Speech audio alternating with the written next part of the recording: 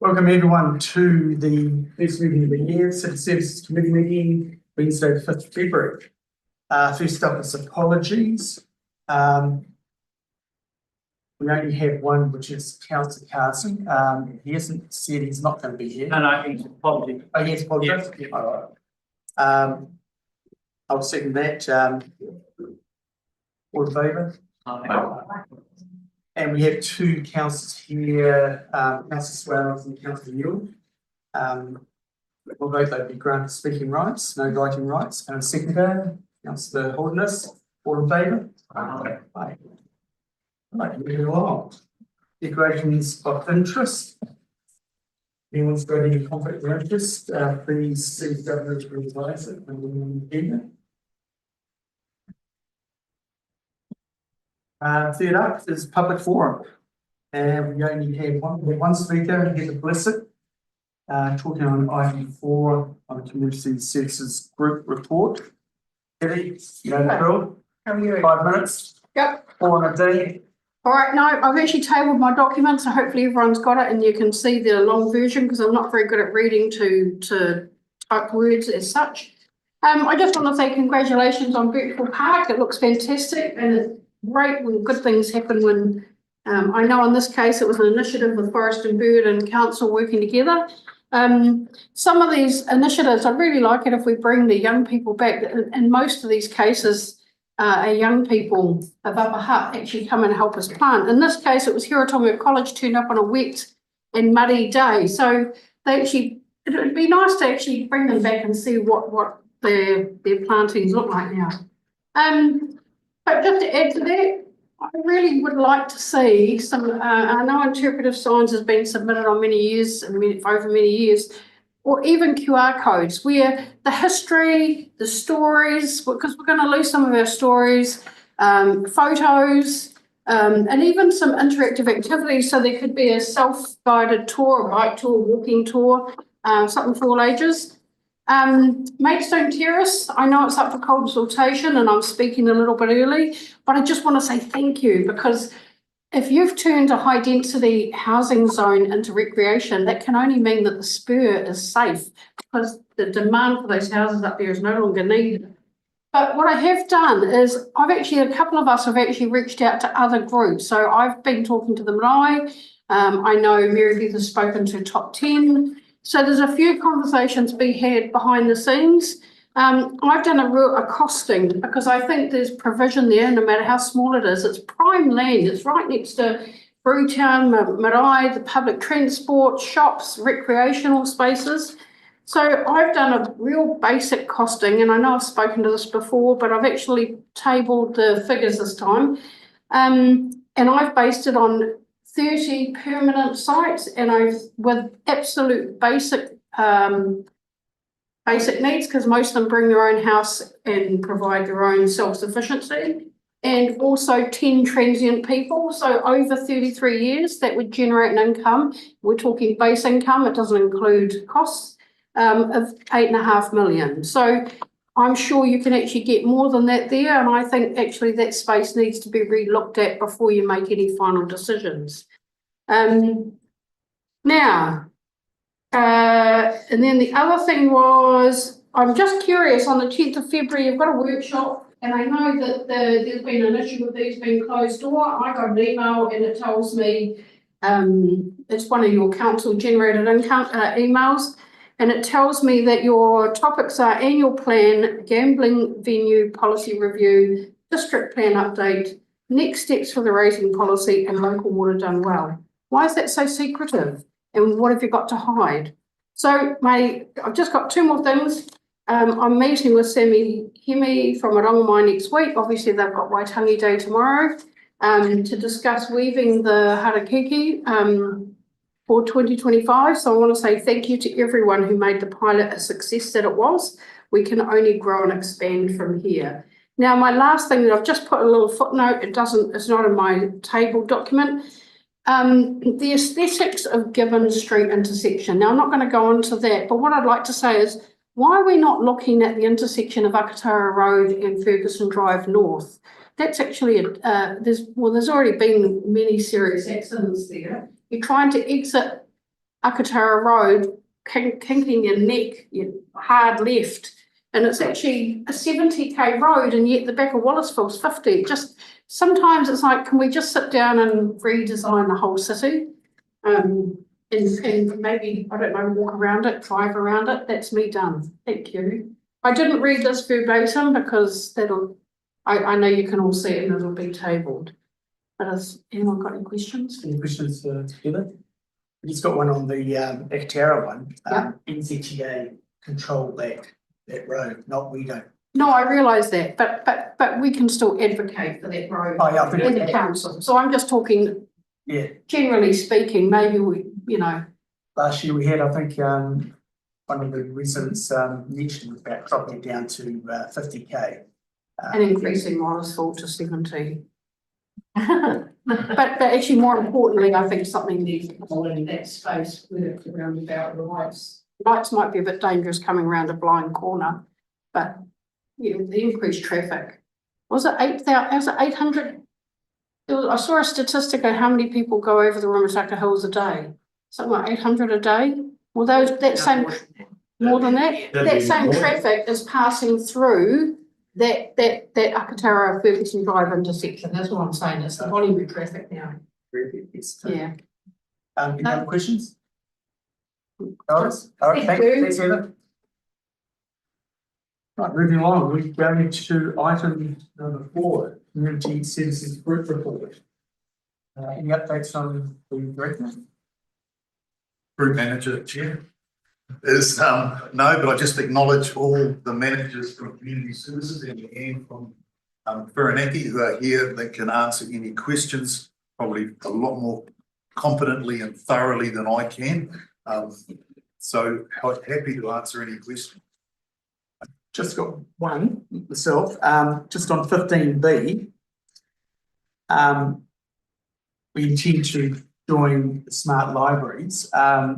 Does that mean that with smart libraries that you can access books from the Wellington libraries here? That's correct, Chair. Wellington, Puirua, up and Kapiti.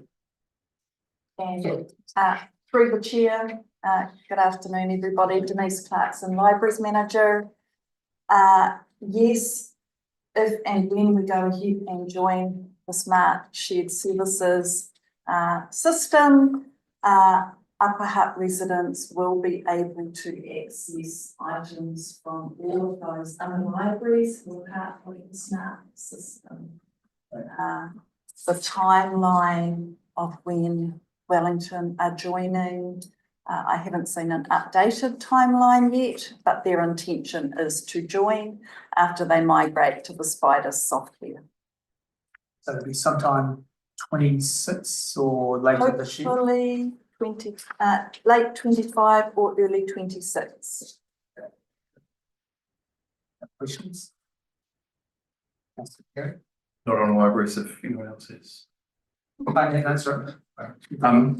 Yeah, thanks. Just a question going down to number facilities, 28. Just around the duress button at scooping on Homemode. Is that preventative, precautionary, or is that as a result? Because it reads as there's safety Through Chair, just the health and safety is not through any particular incident along those lines, and it follows what we have in other facilities. Okay. Councillor Alter. Thank you, through you, Chair. On pages 8 and 9, there's updates on parks around the city and updates on facilities. So I just have a question about the Trentham Memorial Park when they had the Hard Park event, and that there was reports from the community about a lot of rubbish left behind, and I'm just wondering about the council's requirements for leaving no trace of rubbish, and there was certainly a lot of cigarette butts reported as well in a smoke-free park. I can answer that and then potentially pass over to the manager of open spaces facilities. when we hire out our parks, we have conditions that are supposed to be met through you, Chair. And they, depending on the event, can be from traffic management to waste management to security and whatever else. And in this instance, there was traffic management, there was a waste management expectation, etc. And by and large, they were adhered to. We also, with that particular event, and we did this last year, we checked if the police were happy for that event to go ahead, and in both instances, the police were fully supportive of that event. And then in answer to your question around smoking, we have a smoke-free policy. We don't have a bylaw or anything else like that for our parks. It's purely educational. It is not, we don't have an ability to go around and ask people to stop smoking and or arrest them if they are. Do you want to get into that? No, that's pretty much it. They've generally been very good with the cleanup. We did have a look after the event and we were reasonably happy with what they'd achieved. There were about 1,200 people down there, and they had volunteers afterwards to clean up. But we were quite happy with it. There was only one really written, I don't know what happened on Facebook, but there was only one complaint about the event before and after. So we're having support going forward as well. But I think they're looking at increasing the numbers, and I'm just not sure whether Trentham Hall Park's going to be suitable going forward. It could be Graceful's probably a better option, but we haven't crossed that bridge yet. Supplementary, Chair. Would it be possible to have an additional recommendation, like just to that the organisers have to provide bins for cigarette butts or something like that? Because if people know that there's a place to put them, it's a bit of a it's against the smoke-free thing, but it it's a bit of a problem that we're trying to encourage smoke-free, and then you're providing smoke bins. I mean, but that's the organisers' job to do that, just the same as providing rubbish bins. Yeah, they're there to manage the rubbish and recycling. That's the main focus. Yeah, I understand what you're saying. Yeah. We can have a look at it. I don't know how much of a fire risk there'd be either, so.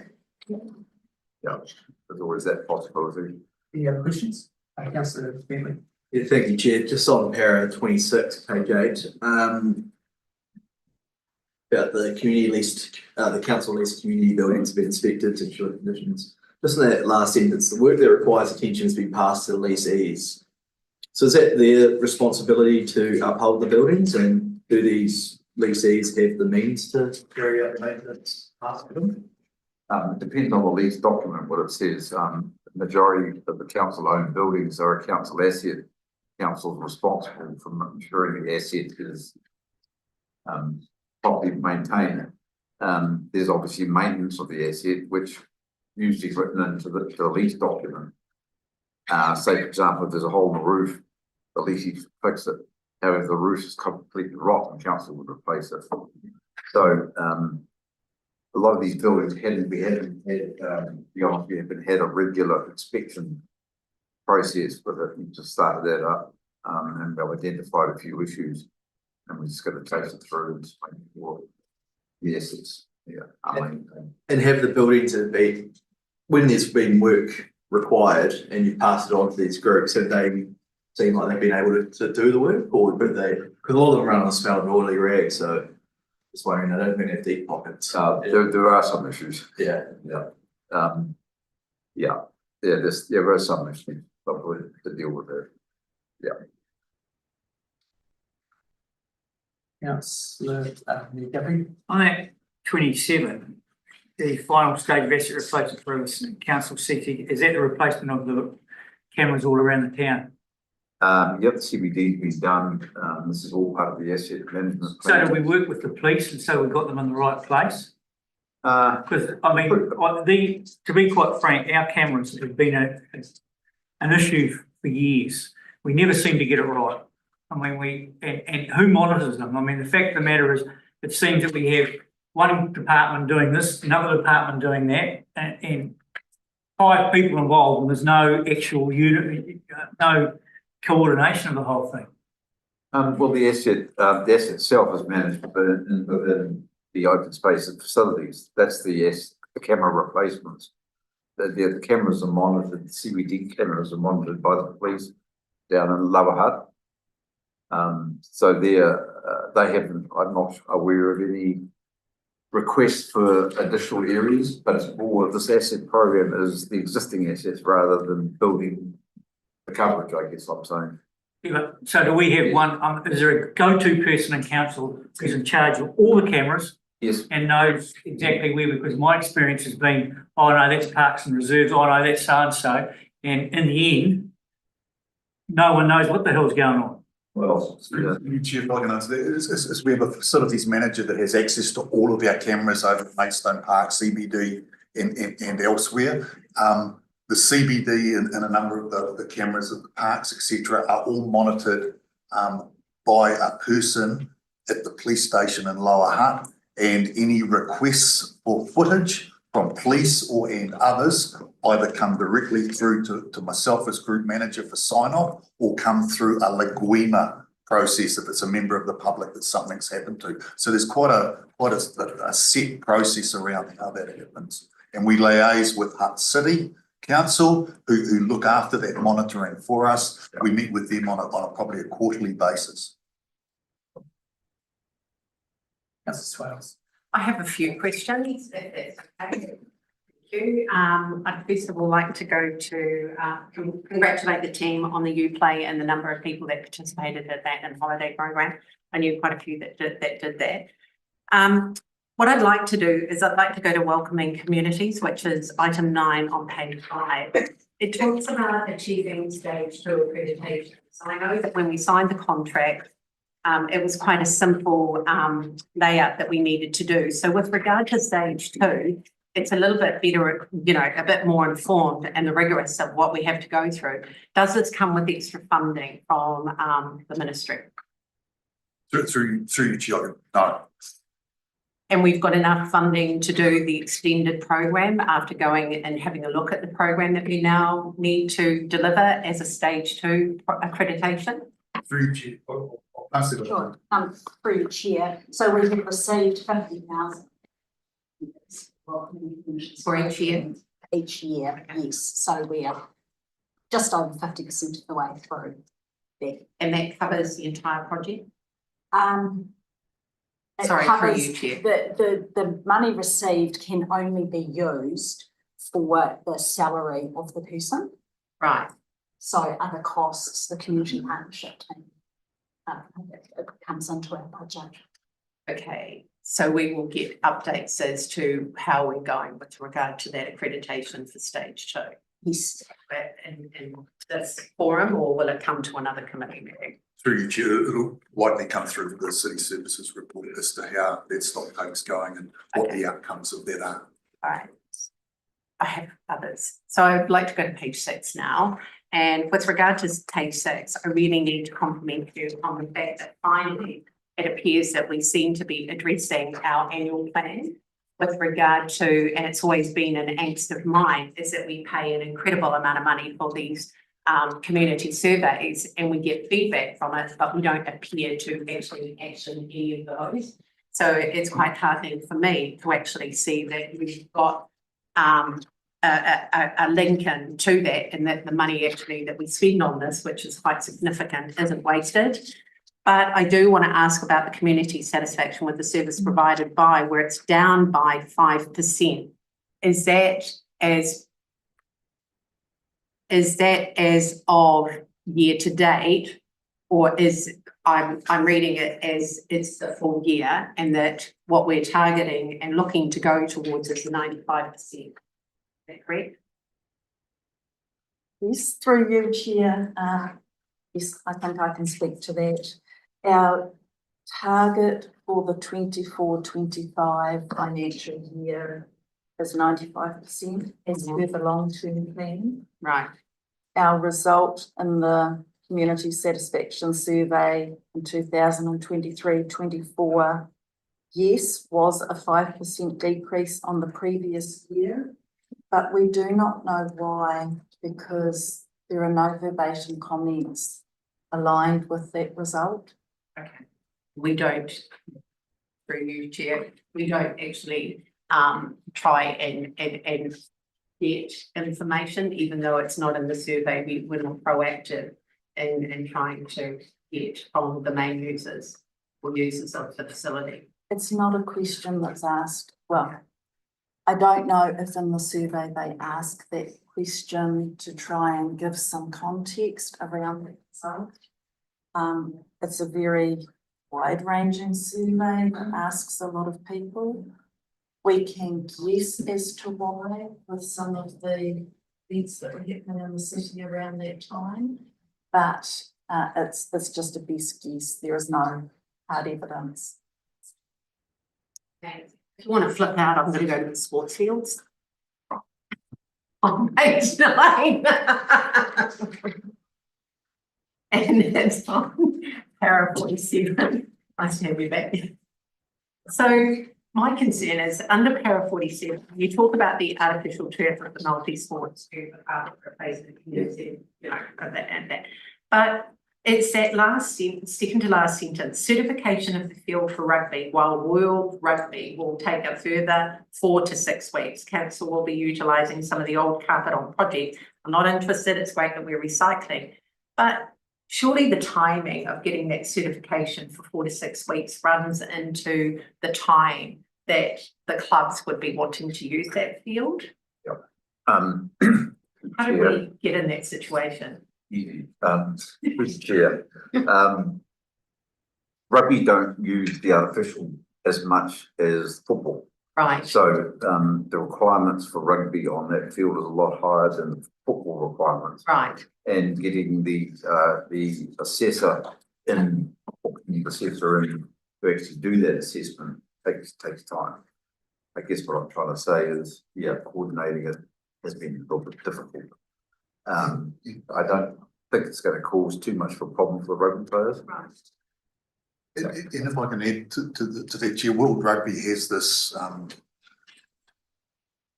guidelines around checking that off. They charge a significant amount of money for doing That's it. going to be my next question. And as the manager of Open Spaces has just mentioned, rugby with the sand fields that they have over there, and rugby generally as a sport, like I think I can safely say, are not that comfortable or enamoured with playing on artificial turfs.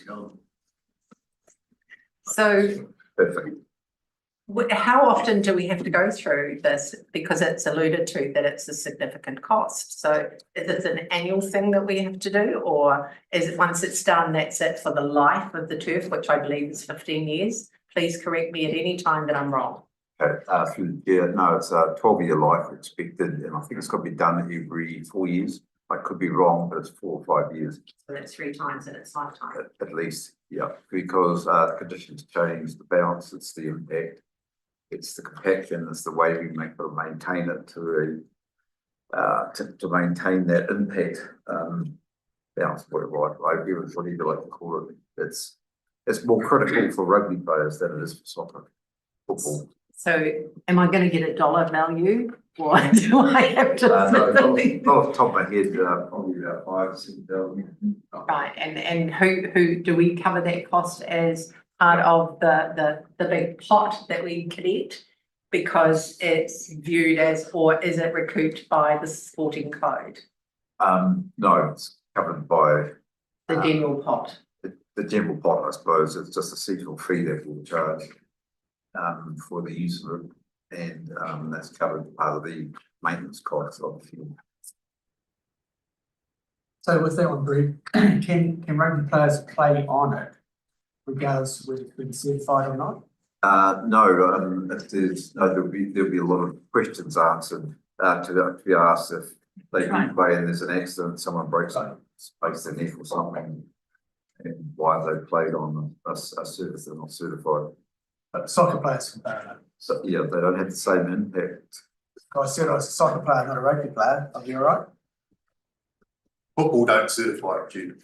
Yeah, It's just they rugby. don't take it. That's the old school players, the Yellow Bellies. No, sorry, the whatever. Thank you. I just want to make a comment that Whirinaki Wharentonga, it's really nice to see that they're actually referring to the objectives of the policy that we gave them and set aside. Am I able to ask the question, even though it's not in this paper, but it does pertain to Whirinaki? Is I believe the CEO was sent overseas to attend a conference. Will we be getting flipping in and out? Thanks, Leah. It would be really nice if we could have a bit of an oral update as to the value that you got out of that. Leah? Sure, through you, Chair. Yes, I did. I was invited to attend and speak actually at a conference. I was a keynote speaker for the museum's Connections, which is an international conference and trade show in Paris, second week in January, and it went very well. I was presenting to probably about 300 or 400 people from around the world. They're all wearing translator headphones. We were talking on how to attract the unengaged visitor to museums and art galleries with a New Zealand perspective, with some very good examples from Whirinaki, from Upper. So it was an absolute privilege to put Upper on the world stage, along with some other New Zealand examples. Being able to lean into the treaty, the big point for that, Treaty of Waitangi, as well as right through to accessibility and inclusion. Then attending the rest of the conference over the week was wonderful. Connections made particularly for Whirinaki, will be long-term in terms of we meet with a number of institutions to bring exhibitions and experiences here, because obviously they weren't just from France, they were from around the world. I will do a full report, which I'm happy to send through to you, but just as one example, you'll know we have the Iris Tunnel in Wellington, which refers to the Wellington tunnellers that liberated the town of Iris, which is about 3 hours from Paris. Through the French Embassy, I was invited to meet with the director and engineer there to look at a project that they're looking for to focus on that story coming to New Zealand, because not many people know about how important it was, and with our relationship with the Trentham military camp. So we spent a day there, which was really incredible. Just a question. Have we got the Mona Lisa? You'll remember in 2018, we had the Secrets of Mona Lisa, which was very close through you, the chair. No, the French Embassy made it very clear when they supported the trip not to art, it's too hard. And the big institutions in New Zealand aren't even successful in that. But there are a number of digital and immersive and highly technological experiences about the Mona Lisa that we're looking at. Thank you very much. Thank you, Chair. Any other questions? No other questions? I'll move this. Sorry, Glenn. I'm just surprised nobody has mentioned the kupunga and the number of bookings and utilisations. Have we got a comms plan for boosting the bookings? Chair, the trust certainly has a marketing comms. They have a wedding there this weekend. And it has been over that summer period, as would be expected. What a slow period of time. But I was over there yesterday. Financially, they're doing well. Winter sports are up again, and they have a marketing comms engagement plan that the trust is signing off on. They have a board meeting next Thursday to look at ramping up conferences and other opportunities, right, to fill in that big gap Monday to Friday in the daytime. Okay, thank you. Any questions? I'll move the report to the Senate. All in favour? Aye. Moving along, we'll go to item 5, engagement strategy, planning and services group report. An update from the director. It's just through you, Chair, just to acknowledge we sitting in the back here from our communications and engagement team, and just a minor update on paragraph 14 as per the observation by a member of the public that the consultation is now actually opened. It opened on the 27th of January and closed on the 24th of February. Welcome, any questions? Thank you, Chair. The calendar, pair of 5. Significant amount of staff time goes into producing. How much staff time? Like it, and what is significant? Because that calendar's been running for a long time. A lot of people are quite disappointed to see it shut down without really, it seems like, much thought to an alternative. So what's the thinking there? Like what was the amount of staff time? Just through the chair, so the decision was made last year, middle of last year, actually, where I was in this role, and fairness to Donna before she was in her role as well. But I mean, it was an operational decision that was made based on the fact that the marketing budget had been significantly decreased in this space.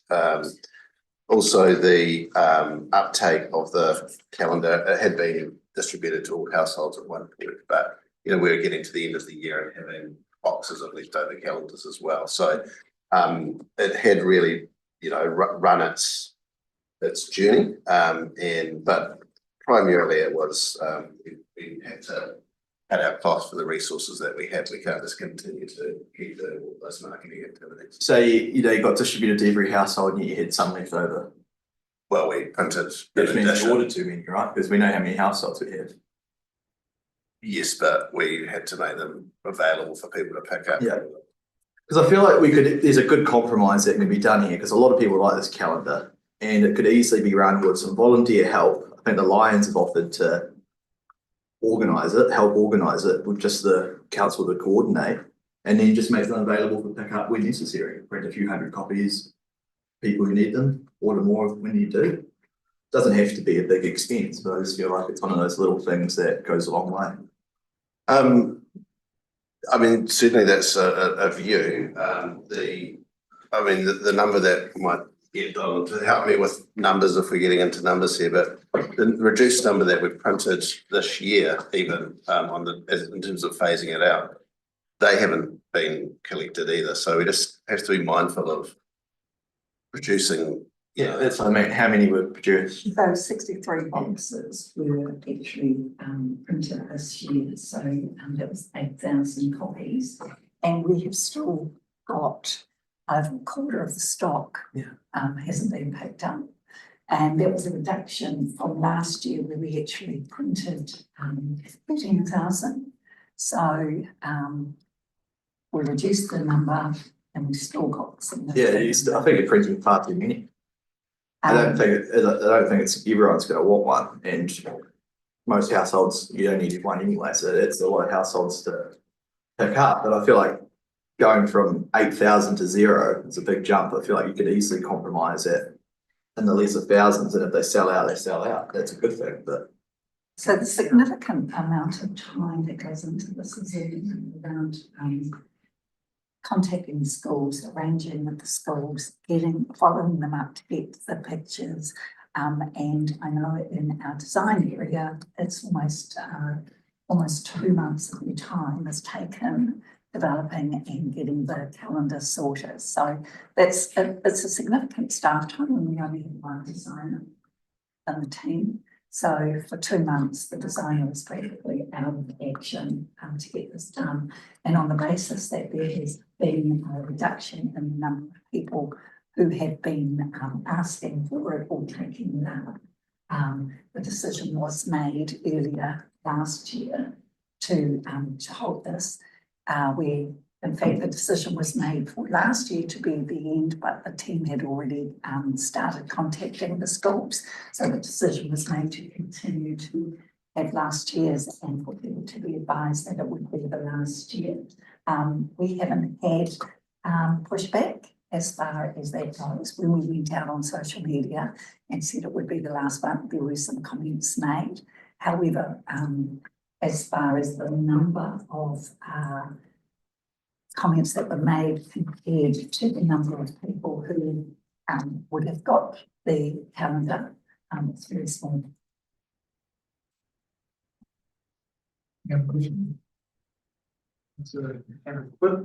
Would it be out of it to say that it was costing council what, $15 to $20 per calorie? It wouldn't have been that much, but certainly, last in 2024, it cost around $9,000. The year before that, it was over 18,500. Sorry, things through the chest. You have a question, councillor Swales? Thank you. The only question that I have around comms is on para 9 with regard to that we're actually actively working with Wellington Water to get a fortnightly or giving them a template of communication so that we get it in a timely manner. Is that's on top of that weekly thing that we get from the CEO? Is it what is it? This is so that if they're putting out any updates, we share. There have been social media and other news media releases going out from Wellington Water that we weren't aware of. So this is now being put in place with the comms team so that we are getting updated before it goes out to. And then that's included. Sorry, through YouTube. So That's included in the what songs, Right. any of the things that we learn about will then be passed on. okay. And if it's anything else that because What's On is only a weekly thing that we get on a Friday, which is great. Thank you. If there was anything else like a media release, then it would come through as an email to us as the next members that we need to be made aware of it. Yeah, if it's a statement, then we would be able to. Okay. And bearing in mind through the chair that, Wellington Water obviously, is associated with a number of councils and we just have to pick out what's relevant. Oh, totally get that. And the CE's date, I believe, has gone fortnightly, but this is a great initiative that Donna's brought in terms of being proactive with the Wellington Water communications team, because that's essentially what it is. Okay, no, thank you for that explanation. That was the only question that I had. Yep, thank you. Yep, Councillor Wheeler, I'd like to ask, if our residents, and there are a proportion of them who are not on social media, what's in our communication plan for communicating in some other way? Sorry, so the chair, sorry, councillor, could you repeat what the question? What is our plan? Yeah, what's our communication tools to target members of our community who are not accessing social media? We're just underway at the moment at actually developing a new external communications and engagement strategy. We've got on that. Part of that will include non-digital forms, but certainly, digital as a primary format that we use. And as we're all aware with, the decline in printed media sales and what have you, in addition to the cost of distribution to all households as well. So we just have to fine line as to what methods that we do use and how we prioritise the different communications methods. Would the library hub be like a single point for non-digital? Oh, yeah, through you, Chair. Yes, it is, but we have to bear in mind that the library is a great facility, library services that we have, but again, that it's not going to furnish for the community that's out there. It is difficult to reach every single member of the community. Councillor Swans? I just want to say, sometimes as a council, we do repetition of a whole of some things. I recall that we did a workshop on a strategy, a comm strategy, and it was over in Brutal. And I believe a whole lot of us that are around this table were there. And there were some really good ideas that came out of that. And that was because the previous strategy had expired. So do you have access to any of those? I mean, there were some really good ideas that came from elected people around because, I'm not saying that you're not connected with the community or anything like that, but some of us are out there listening, talking to a whole range and different demographics that would be helpful, I would have thought, to have access to that. Yeah. Through the chair, yes, got their copy. Thank you. And it's been built on. Great. Thank you very much. That's what I was. But bear in mind that the strategy and what they're dealing with now, we're in a totally different environment from the point of view of we had much more staff. So that's an issue that this, not the staff, but the political wing had ordered the staff to downsize and to retrench, and those are the consequences. So we're in a different environment to when the last strategy was developed. And I suppose the point that we were trying to make, Your Worship, was that, you know, why reinvent the wheel when there's probably a framework for them to work on. That's always interesting. Appreciating that you're new to the team, you know.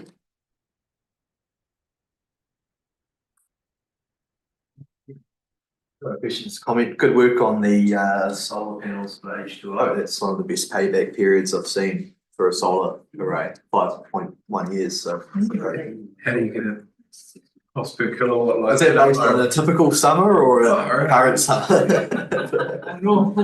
Yeah. Just through the chair, I'd like to take credit for that, but Pointing back to the group. Any other questions? No questions. I'll move the report from the seat. Can I have a seat here? Mayor Capri, all in favour? Aye. Right, we'll move on to the next item number.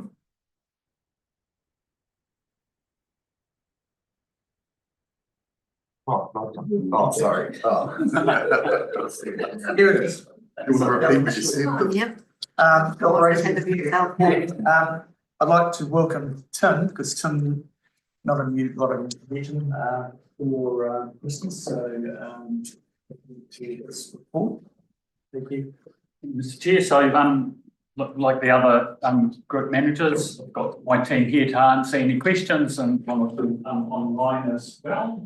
As we go through the report, the actual extreme upgrade and cemetery works questions can be probably best fielded by the group manager community services, but happy to answer any questions on the report.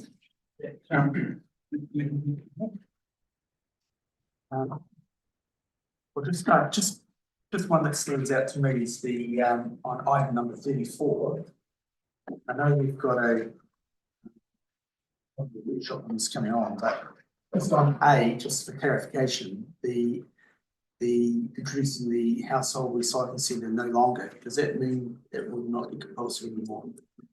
Yeah, so the government has withdrawn the mandatory requirement for the rollout of recycling and for the collection of food waste and reporting on those measures. So that got withdrawn just before Christmas. Has that bucket, sorry, through you, Chair, has that bucket of funding been withdrawn as well, that we were relying on? Through Mr. Chair, so the funding we have allocated through the waste levy is still on the books, and the MFE subsidy is still there. As far as we are aware, we haven't had any communications otherwise. Are we going to order those bins sooner rather than later so we can get it funding before it gets withdrawn? So it's going to be come through as through Mr. Chair, we're going to be bringing that back into the annual plan conversation because that's no longer mandatory. We need to work through the impact of that on future rates.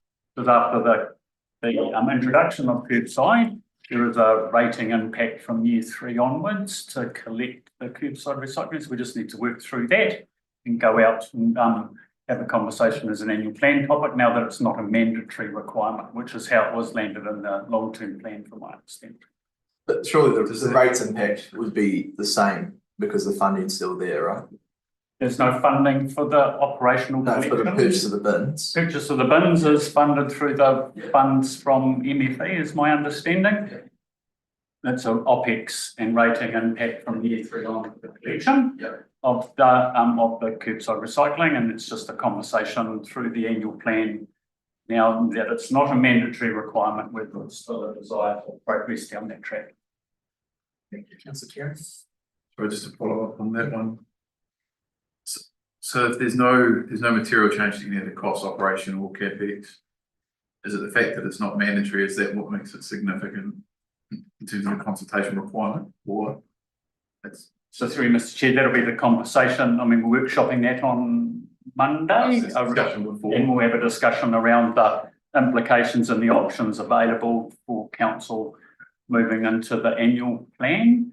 My understanding, and I think Suzanne's there, may have a bit of information around the consultation online, around the long-term plan consultation, which I wasn't here for. It was landed in that as a mandatory requirement, so there wasn't an option for the community to have a say on what they might have wanted.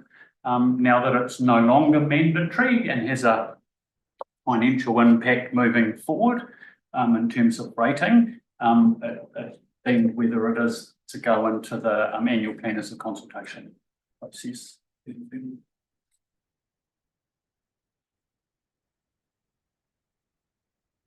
Thank you, through the chair. On page 21.12, the Get There Together initiative, there's actions taken. C was implemented temporary footpath stencils. What are those and where are they? I haven't noticed them anywhere. And also with the renewals work, so there are quite a few things around Upper Hutt that the community keep flagging, and one of them recently was the Royal Street road markings. People felt that it was done on pavement that needed renewing before it was painted, and also the Akatarawa intersection keeps coming up as a safety risk as well, and also speeds on Marana Road. But a lot of people are speeding along that road, and I see that there's no pedestrian crossing near the bus stop on Marana Road. I'm just wondering if that could tie in with the renewals and the attention on pedestrian crossings currently. Through you, Mr. Chair, so I think the road safety, so I think Ross, the so I'll answer these best I can, going back to the first one. So the stencils, I'm not aware, I'll have to follow up for you and come back on that. I'm not aware of where they are. I'm sorry. In terms of the renewal work, so there's a significant amount of pressure on our renewal program. We have been into Royal Street and done some marking and monitoring it, but we don't have the funding available at the moment to do any more. So it'll be just on the list and we continue to be monitored for that condition. And I think the Akatara Road and the speed in that intersection speed is an issue that has been raised with the Transport Agency. We'll continue to raise it, but we'll just continue to raise it. The responses have been positive, but it's just something that will, and there is some consultation coming up around speed limits on state highways, but it doesn't relate to that. There's a whole raft of work coming through the agency around moving speeds back up after the so it's just that work is for the agency at the moment. It will keep chipping away at it, but I'm not sure what progress we'll make. It's just the best we can. And in terms of the pedestrian crossings, I'll follow that up as well. But it's a lot of location. Right, thank you. Thank you. Just on Akatara Cemetery, have the regional council been any more helpful with the consent, or how are we tracking with that consent? To see if through Mr. Chair, I'm not sure if the group manager, but you know, through your chair, we're still working through that. Yeah. Got a couple of questions on the Blissett water. One is on 29, Oak Park Bridge. Why the delays?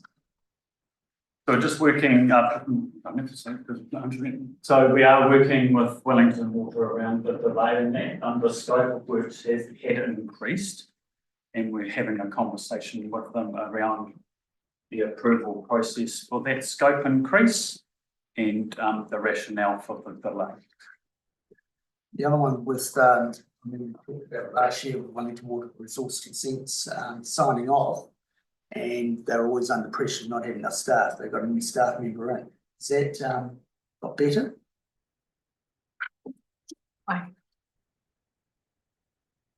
Through you, Chair, yes, I can report that timeframes have significantly improved monitored water over the last few months. I think the main reason for that is last year we reported they put a manager in their land development team. So basically that means I've got an equivalent to escalate matters to, and she runs a pretty tight ship over there. So yeah, it's going well, and timeframes. In summary, I wouldn't be able to attribute any of our overtime consents to Wellington water delays anymore. So that's good. Right. Any other questions? Councillor Ultron. Yeah, through on page 22, it's point 27, Wellington Water, and so we're going to be getting an update on the Pinehaven floodworks.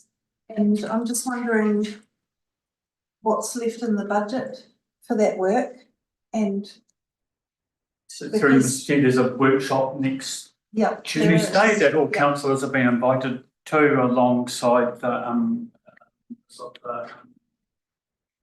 subcommittee, to outline where we're at in terms of the review that the subcommittee requested in August last year, and where the project is at. In a way forward. So that'll be workshopped and come back with that. We still have around about $4.5 million of our funding in the budget to move the project forward, and equivalent funding available through GWRC. So there is still some money there to look to how we move forward. I think it's just about how we do that, and some of those things we'll table on Tuesday in the workshop around what the options are for moving forward, to get a bit of steering, so we can come back formally to the subcommittee with that. Supplementary Chair, will those workshops be able to be live streamed to the public? Yeah, I'd have to check. I'm not sure how the workshops are set up, sorry. It's not one of our committees, it's Hart City. So we can find out. They live stream as well. Yeah, but it's not here. Well, I don't know. No, it's We'll the find out. DW committee, your worship, and they Oh, don't sorry, live stream. yeah, they don't. No, they don't. It's headquartered here. It's held here. Yeah. Councillor Swales. Yes. I've got a couple of questions, and my first one is around page 21, and it's looking at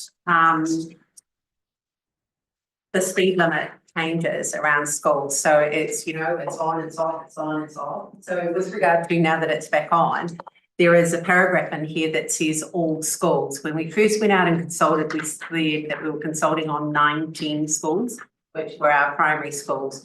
Reading this leads me to believe that it's actually incorporating all schools, which include our high schools. Can I have a bit of clarification on that? And then I have a supplement question after that. Through Mr. Chair, look, I'll confirm the actual numbers of schools. As far as I'm aware, it's all schools that we are engaging with. The government's been very clear it's an engagement process. So we will go back to engage with the community, even though we have done that once. And we were in our committee meeting, we were about to adopt an outcome for it when the legislation came through via a update in the middle of the meeting, and we just dropped it like a hot potato. So where are we in this process, I suppose? So through Mr. Chair, so at the moment we're pulling together the program of work and the costings to go back to NZTA for low cost, low risk funding to purchase the signs to do the changes.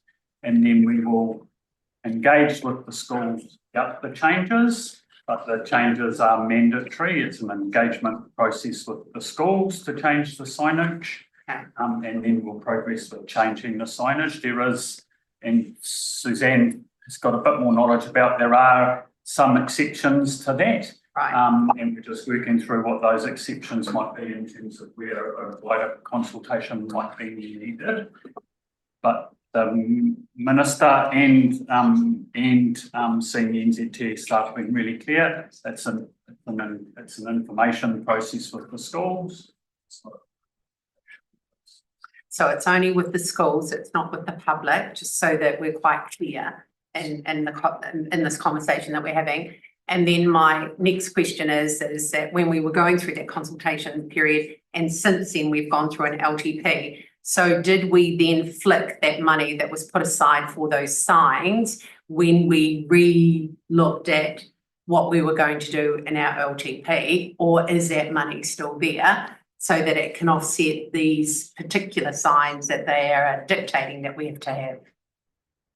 Through Mr. Chair, there's two options for signs. One's variable speed, the other one's static signs. We're pulling together an application. All our low cost, low risk money didn't get funded. They weren't funded. We're going back in to ask for funding for that to implement this. My understanding, and Suzanne might be able to correct me if I'm wrong, is that the application for low cost, low risk is focused on implementation of the school signage. So we're likely to get co-funding, but we suspect it'll be for static signs.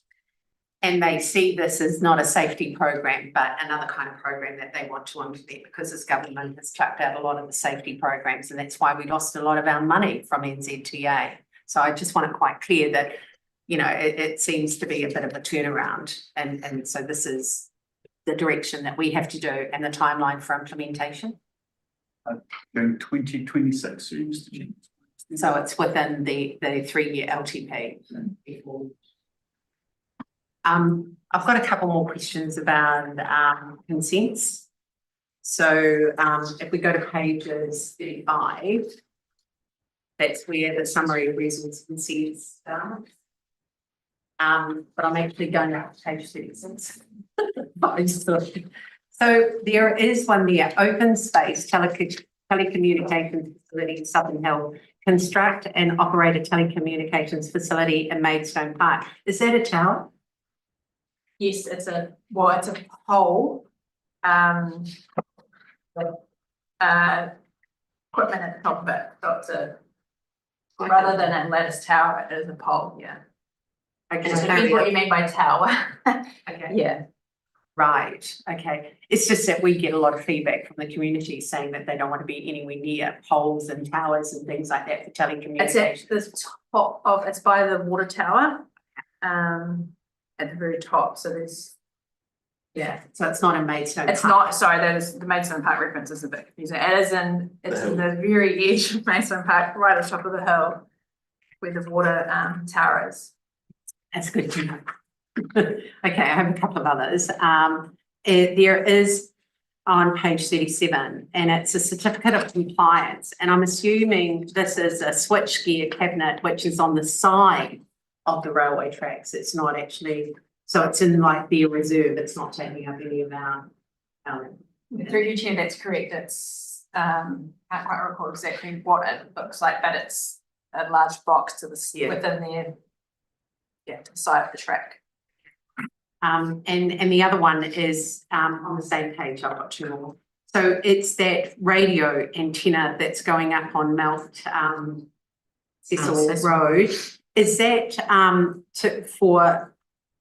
I would have thought that we would have had enough radio coverage with the towers that we've already got.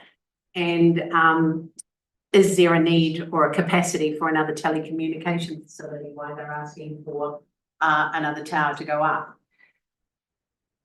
So through here on Mount Cecil Road, that's an existing one where they're adding another radio or telecommunication, basically another antenna. All right. On top of an existing facility. I couldn't tell you why, but either it's to provide better coverage or it's for a separate purpose. Right.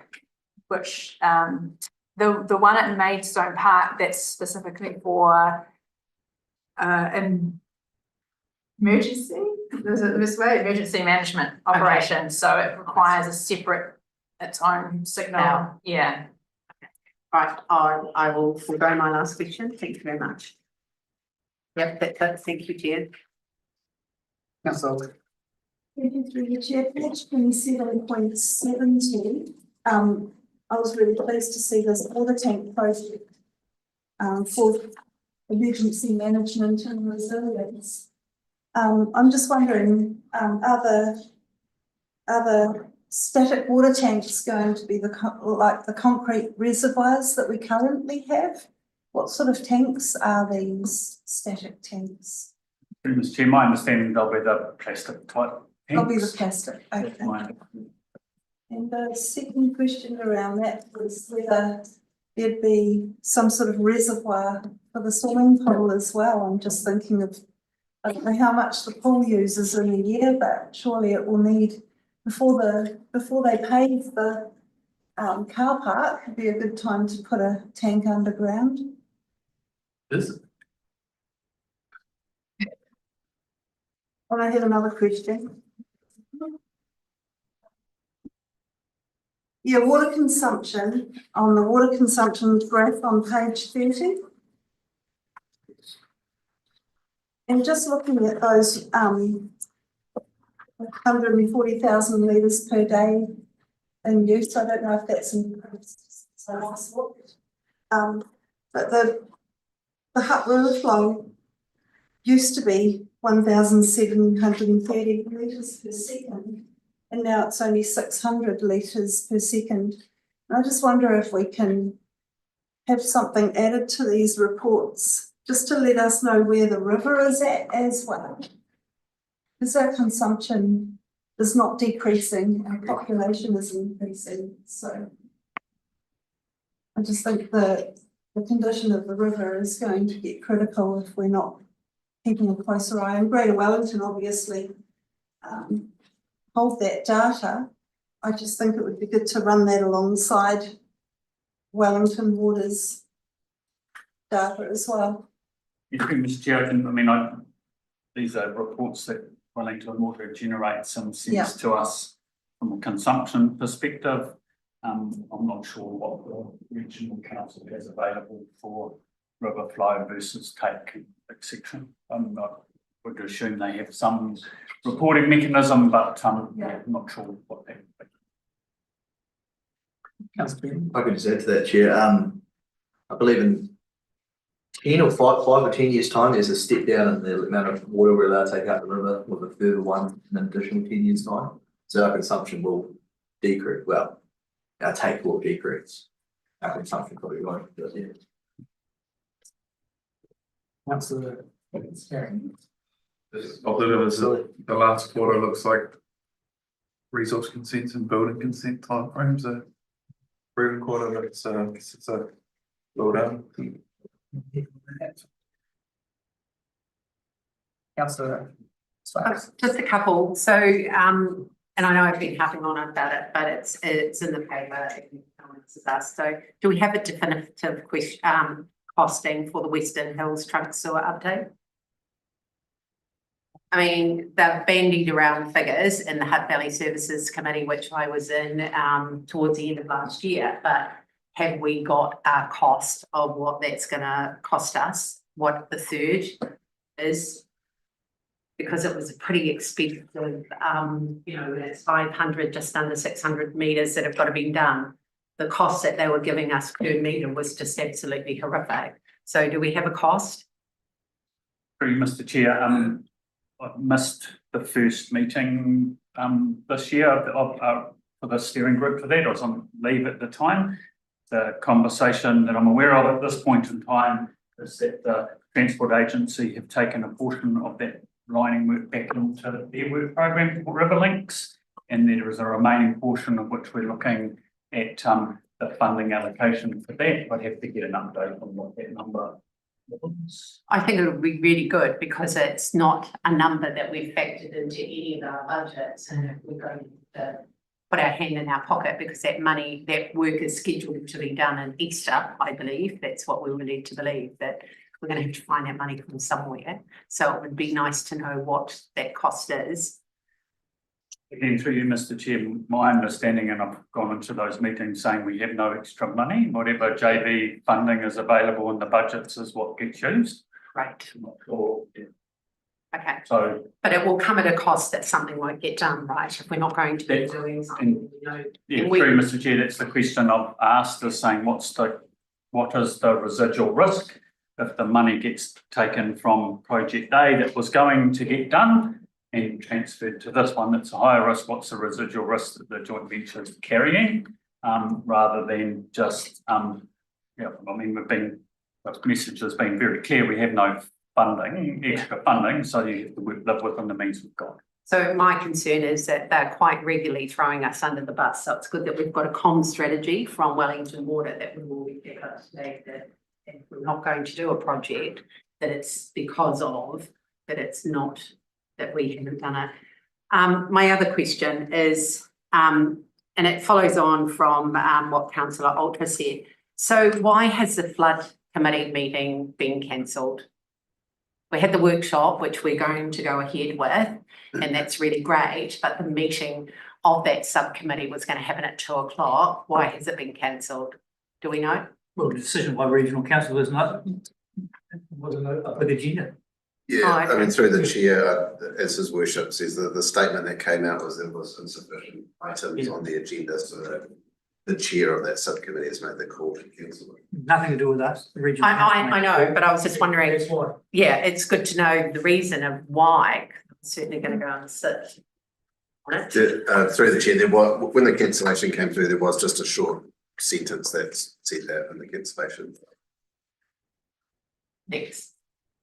Just a query, but a couple, actually, that's a couple of questions. On 20, the wastewater one at Logan Street, no, that's getting water. The one that we talked about a couple of times, the last couple of years, is the Gibbon Street to Blenheim Street one, has been pushed back. And obviously not urgent. Is that, It's still on, it's still on hold. and the reason why it got put off because the product that came through was far too expensive, so we're looking at it. It's still on hold. There's the information I've got back from Wellington. Okay. Right. And probably the last one from me, going on to 32 client services report, 31 actually. Now, not much of a mathematician, but the totals down that side there do not equal anything like any of the others there. Is that just a typo or am I reading it wrong? The table's been tidied up and the calculations have been corrected, so. Okay. Yeah. So it is incorrect. Right. Yeah. My perspective. Right. That's beautiful. Some more funny numbers, Chair. The leak dashboard. Can someone just help me make sense of the backlog numbers? Because it just doesn't make sense to me. The backlog of the last month was 43, the current backlog is 61. 102 leaks have been reported since last month and 50 have been fixed. That equation just doesn't balance in my head. I'm just wondering what I'm missing there. Through Mr. Chair, look, I can't do the maths on top of my head either, but the 34 jobs of those 102 that were reported were duplicates, which is that next line down. So take that off, but they're getting a lot of jobs coming in that are the same job, so take that off. Hopefully 43 plus 102 minus 50 minus 34 is one, but I'm not. That's it, which is what I was. Okay, Yeah. I'll follow up. Thank you. Councillor, and just clarify that. Through you, Chair, following on from those leaks, how are the private property leaks monitored and picked up? Like, so who's reporting them? Like, so is that the homeowner that says I've got a leak, or is it? No, Is there any metering? No, through you, Mr. Chair, it's the water leak detection program. So the companies that go around and do ultrasonic sound work on the network to see if there's leaks. They pick up private and public because they'll stick the devices onto a Toby at the boundary and they can tell. If they hear a noise, they'll note it and come back to make sure it's not the dishwasher or the washing machine going or something. If they hear the noise the second time they come back, they'll log it as a private leak. and then a letter will get sent out. Do that 1 o'clock in the morning. During the day, they do it during the day, but it's a double check to make sure it's not a washing machine or a bath or a shower or something, so they'll come back an hour or so later and do it again. Sorry. Any further questions? No further. I move the report be received, vote seconded. Councillor Hammond, all in favour? Aye. Passed. At 5:43, we're going to declare the meeting closed. Thank you, everyone.